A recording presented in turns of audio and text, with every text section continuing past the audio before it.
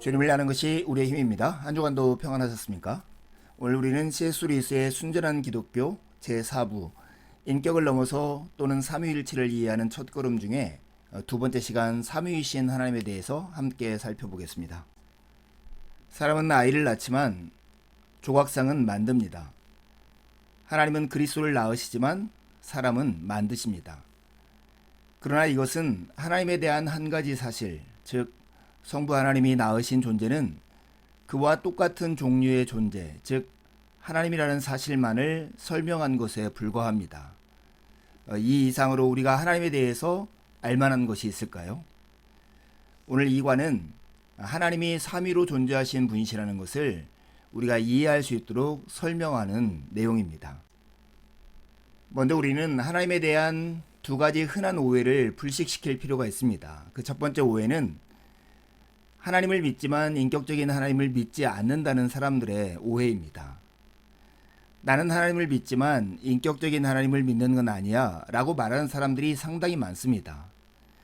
즉 그들은 모든 것의 배후에 있는 신비스러운 존재는 인격 이상의 존재해야 한다고 생각하는 것입니다.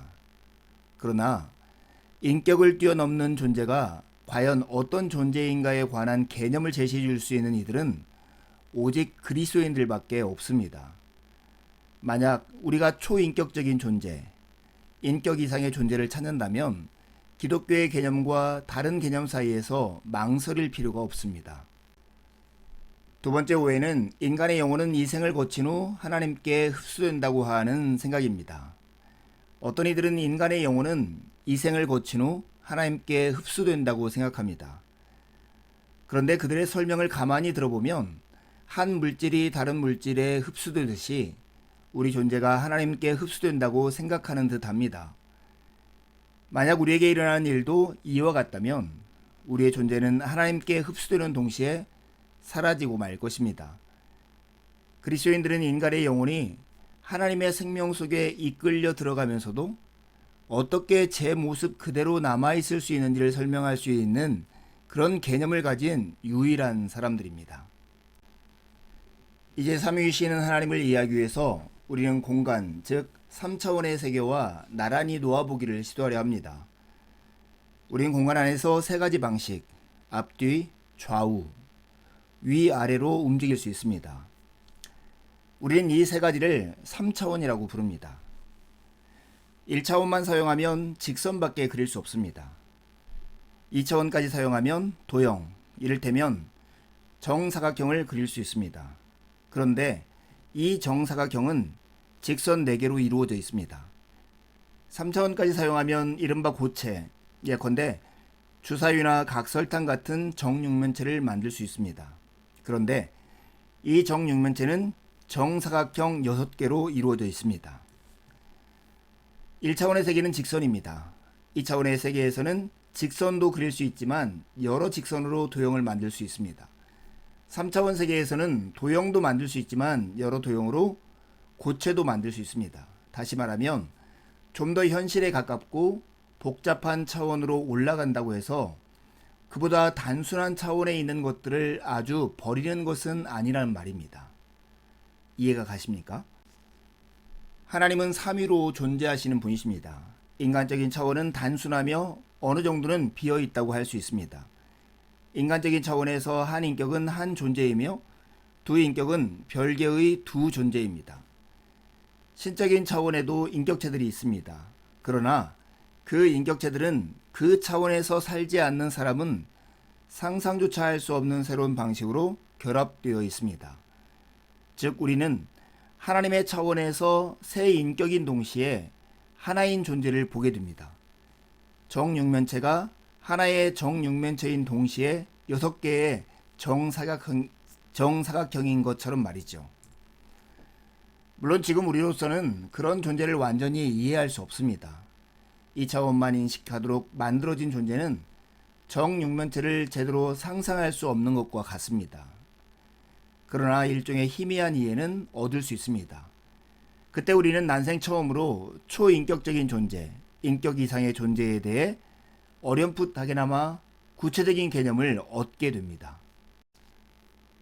그렇다면 우리는 이런 질문을 던질 수 있는 것이죠. 새 인격이면서도 동시에 하나인 존재를 우리는 상상할 수 있을까요? 경험할 수 있을까요? 하는 것입니다. 중요한 것은 실제로 이 삼위일체 하나님의 생명 속에 이끌려 들어가는 일이며 그 일은 언제라도 시작될 수 있다는 것입니다. 예를 들어서 한 평범하고 순진한 그리스도인이 무릎을 꿇고 기도하고 있는 장면을 상상해 보십시오. 지금 어떤 일이 일어나고 있는지를 아시겠죠? 하나님은 지금 이 사람이 기도하고 있는 대상, 즉 그가 도달하고자 하는 목표입니다.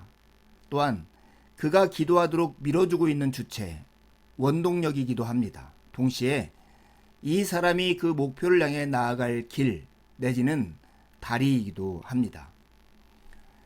이처럼 한 평범한 사람이 기도하고 있는 평범한 작은 침실 안에서도 삼위일체 하나님의 삼중적인 생명 전체가 실제로 움직이고 있는 것입니다. 지금 이 사람은 좀 더 높은 종류의 생명 속으로 들어 올려지고 있습니다. 그는 하나님에 의해 하나님 안에 이끌려 들어가고 있는 동시에 여전히 자기 자신으로 남아 있습니다. 신학적으로 하나님을 이해하면 그 이해가 훨씬 더 풍성해집니다.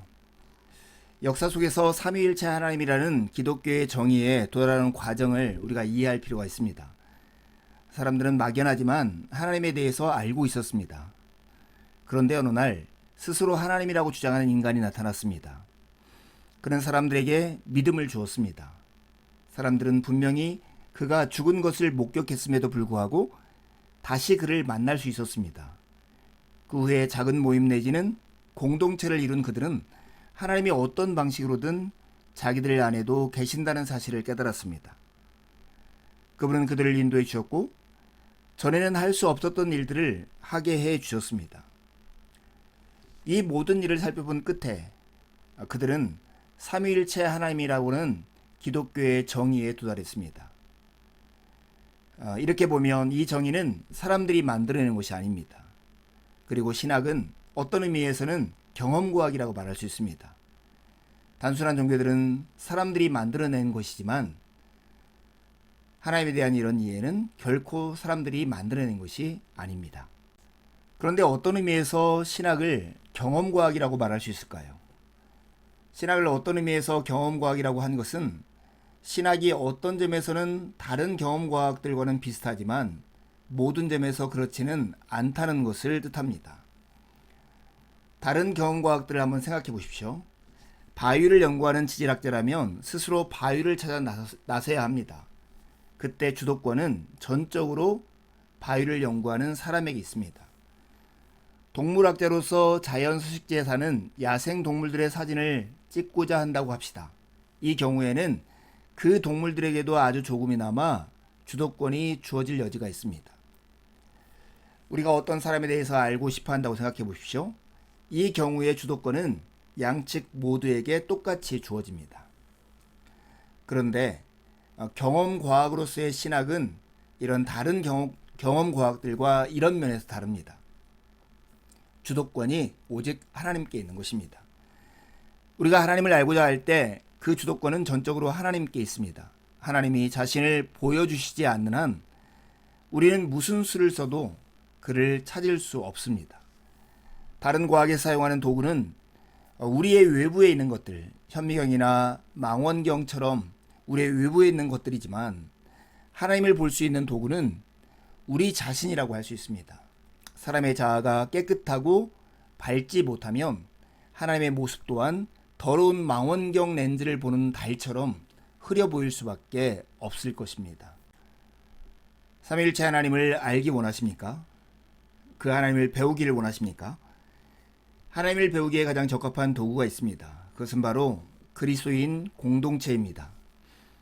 하나님은 참다운 사람에게만 자신을 있는 모습 그대로 보여주실 수 있습니다. 여기에서 참다운 사람이란 단순히 선한 개인들을 가리키는 말이 아닙니다.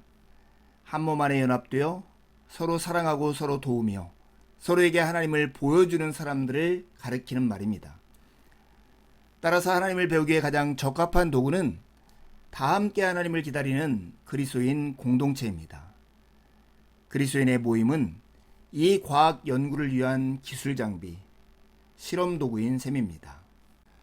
이제 두 가지 질문하고 마치려 합니다. 신학은 어떤 의미에서 경험과학이라 말할 수 있습니다. 그런데 다른 과학과 다른데 어떤 면에서 차이가 있습니까?